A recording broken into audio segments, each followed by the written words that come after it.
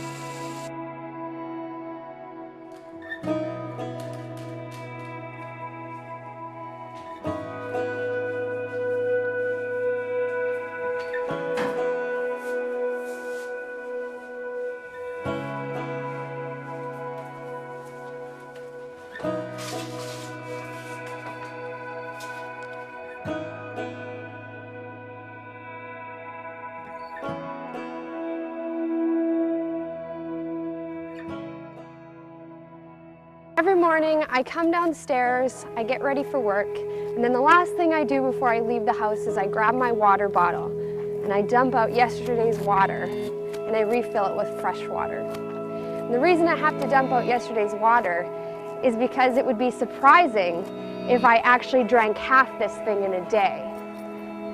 I'm not very good at getting my daily intake.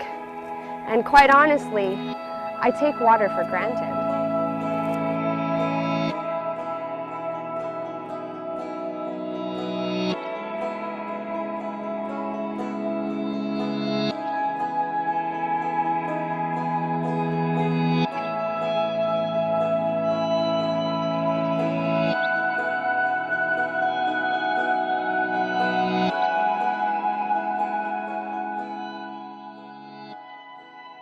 2 years ago, I spent some time in Kenya and Uganda with a team of missionaries. While we were there, we visited this very impoverished rural community in Kenya called Kathiaka, in a district called Kibwezi. The community was suffering from an extreme water crisis. While we were there, some of our hosts took us on a hike to one of the nearest water sources. The walk took us about an hour, and when we arrived, we saw some of the filthiest, most disgusting water any of us had ever seen. But the people would come here and fill their jugs with this awful water and then take the long journey home, because this was all they had. It would be like us walking down the street in the springtime, finding a mud puddle, and then getting our drinking water from there.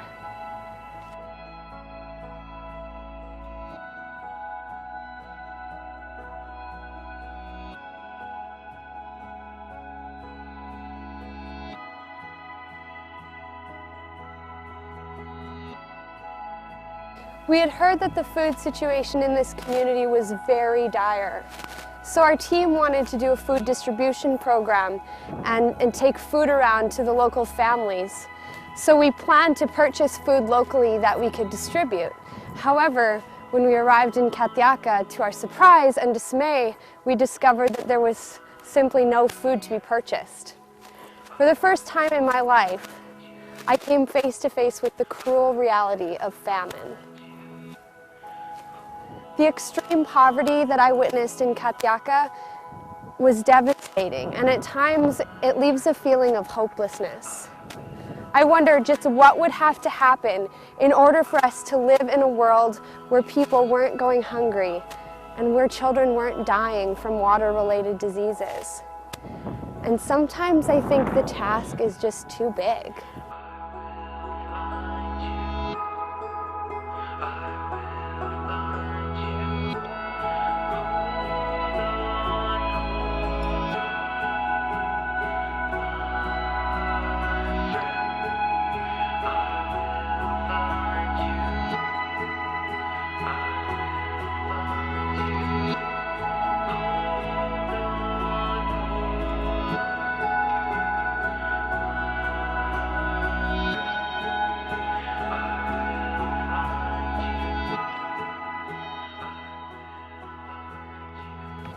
And yet I realize that the Bible is just full of instances where God speaks to us about our responsibility to help those in need. Proverbs 31:9 calls us to defend the rights of the poor and needy. It's not an option. You know, I think sometimes as humans we look around at the suffering in the world and we think, God, why aren't you doing something about this? But I think that sometimes He takes a look at us and asks us the same question. Why aren't you doing something about this? It's in those moments when I realize that I can make a difference.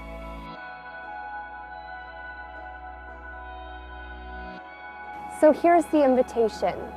Get involved. Do something.